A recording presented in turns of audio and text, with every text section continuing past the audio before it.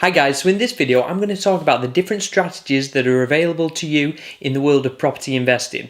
I'm going to break the myths and give you the truth. Let's get into it.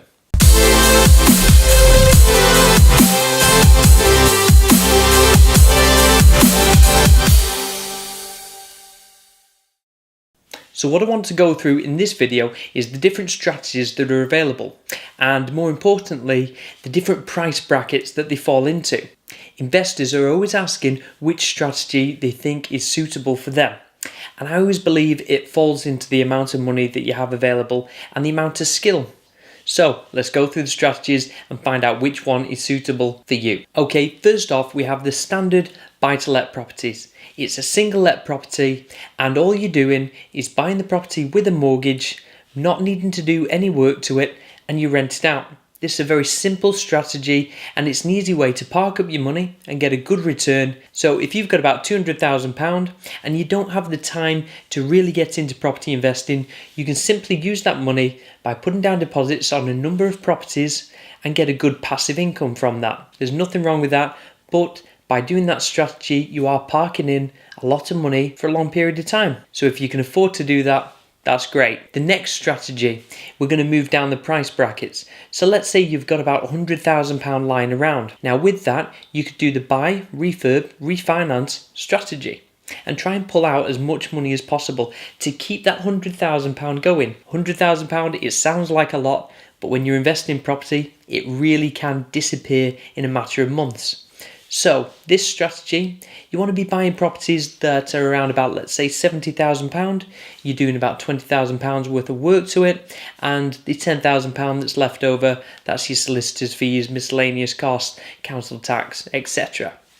So you're using up that £100,000 on one property, and then you're refinancing, hopefully at a higher level, maybe £120,000, and you're pulling out all your money. And by doing that, you can keep using that £100,000 and recycling it into different properties. But the problem with that, especially in this climate, every property that you're looking at, you may be looking at leaving in about £5,000 to £10,000. If you do that, leaving in £10,000 per property, remember, your pot's now 90, 80, 70. Okay? So something to bear in mind.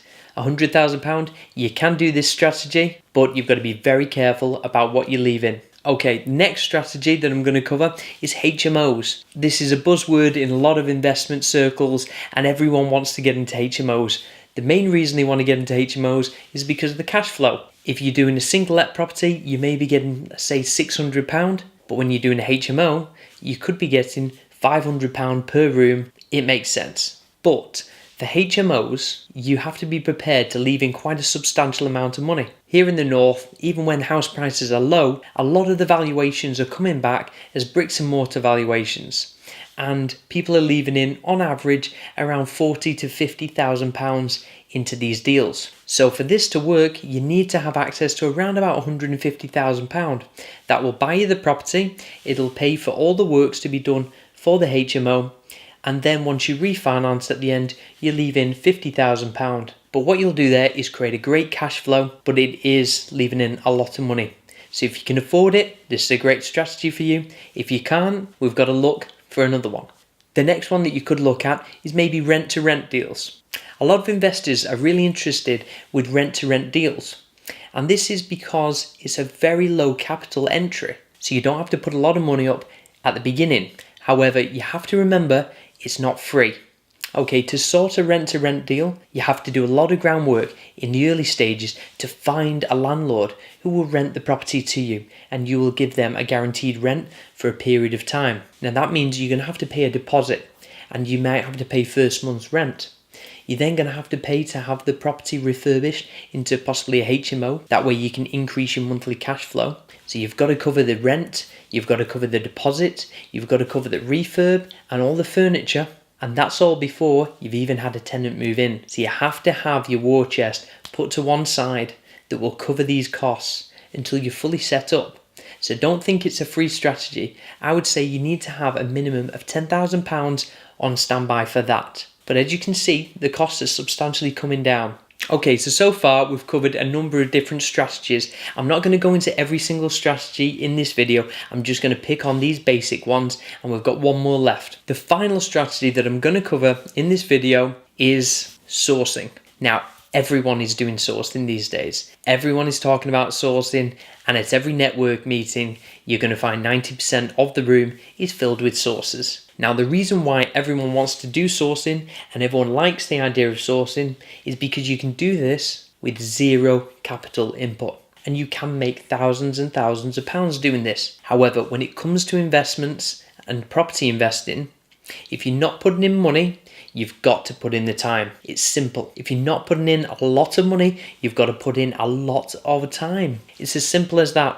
You can't have it both ways. So in the world of property sourcing, you can either put in a lot of money and do a lot of marketing and therefore generate a lot of leads, and these leads can turn into money, or you can put in a lot of time to generate these leads. That might mean walking the streets, knocking on doors, handing out leaflets, talking to friends, family, approaching people on social media, but you're going to have to put in a lot of time if you want to do this properly and make some success out of it. In my experience for property sourcing, I would say if you're going to begin, put aside about £5,000. This will set you up your website, your business cards. It will pay for the petrol in your car as you go into a number of property viewings. It will pay for all your property networkings, and it will pay for a lot of marketing material.